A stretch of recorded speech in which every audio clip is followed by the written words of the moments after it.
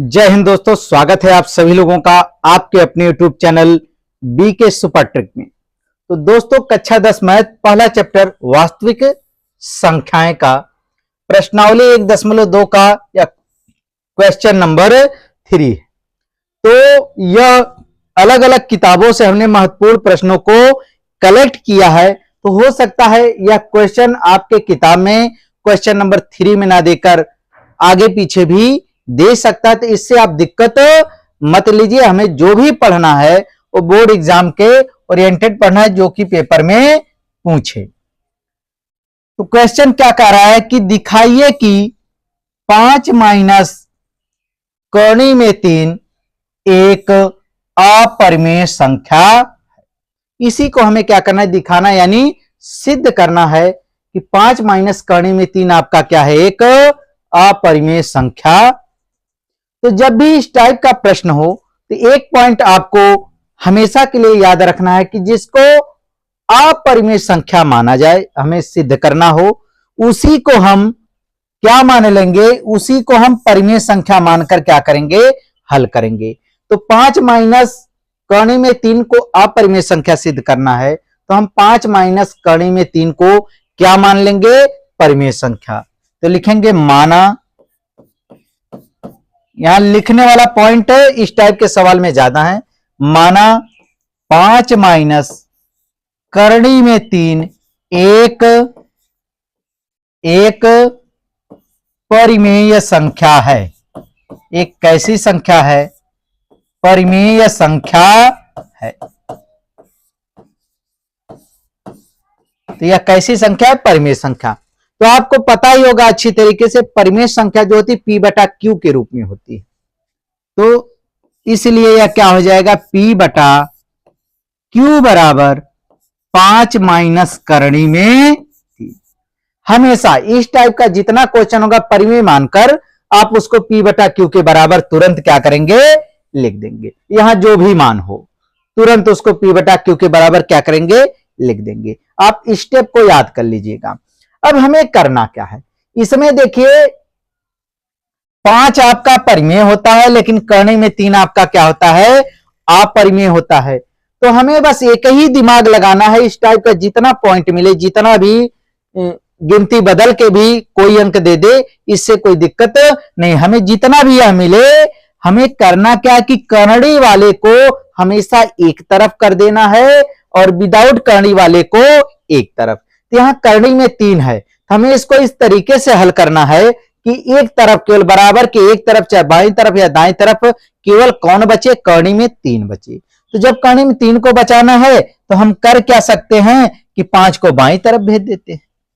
ये हो जाएगा आपका P बटा Q प्लस 5 है, बाईं तरफ आएगा -5 हो जाएगा, बराबर क्या हो गया आपका माइनस कर्ण में 3।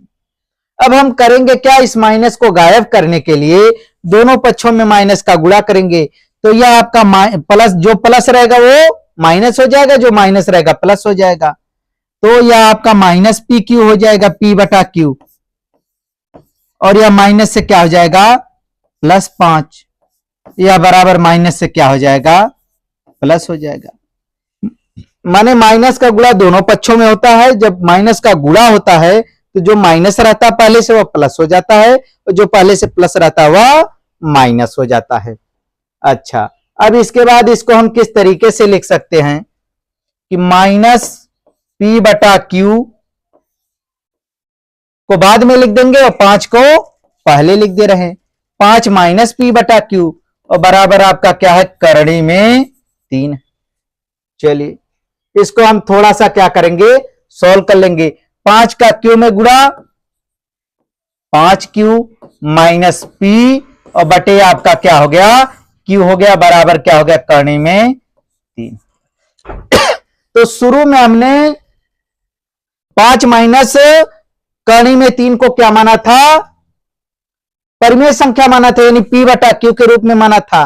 और P और Q में किसी का भी गुणा हो या भाग हो वह परिमेय ही रहेगा। अच्छा, यह आपका बाईं तरफ क्या है, परिमेय संख्या है। बाईं तरफ कैसी संख्या है, परिमेय है, और दाईं तरफ आपका क्या है, अपरिमेय है। तो ऐसा कभी संभव तो है नहीं कि परिमेय संख्या अपरिमेय संख्या आपस में बराबर हो, ऐसा तो कभी हो नहीं सकता। तो जब यह हो नहीं सकता कि परिमेय अपरिमेय बराबर हो, तो इसका मतलब जो हमने इसको परिमेय माना था, इसका मतलब हमारा मानना क्या था, गलत था। यहां हम लिखेंगे, यह पॉइंट आपका लिखने वाला है कि जैसा कि हमने माना था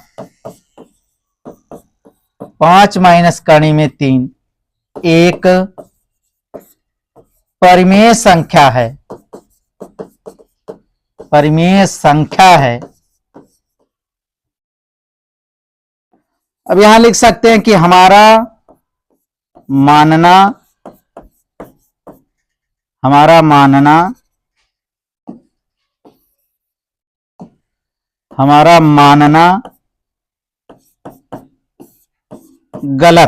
हमारा मानना क्या है, गलत है।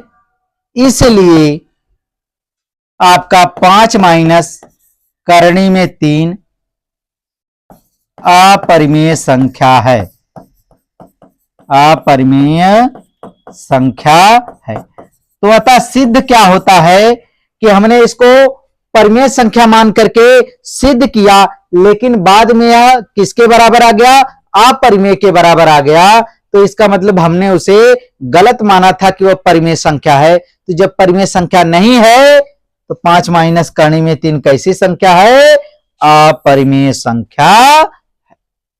तो आई होप इसी तरीके से आप जितने भी पॉइंट आए सब में करणी वाले को केवल एक तरफ कर देना है, बाकी इधर कुछ भी आई पी और क्यू के रूप में, तो आप सीधा यही लाइन रट लीजिए कि हमने माना जो था कि यह जो सिद्ध करने वाला आपको दे, मान लीजिए आपको 8 माइनस करणी में 2 दे दे, तो आप यहीं पर क्या करेंगे, जहां 5 माइनस करणी में 3 हमने लिखा है वहीं आप क्या लिखेंगे, 8 माइनस करणी में 2।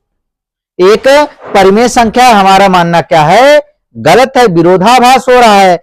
अतः या इसलिए 5 माइनस करणी में 3 अगर यह रहेगा तो 8 माइनस करणी में 2 एक अपरिमेय संख्या।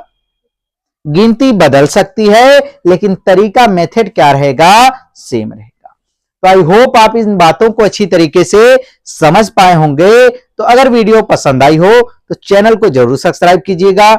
मिलते हैं नए वीडियो के साथ। जय हिंद, जय भारत।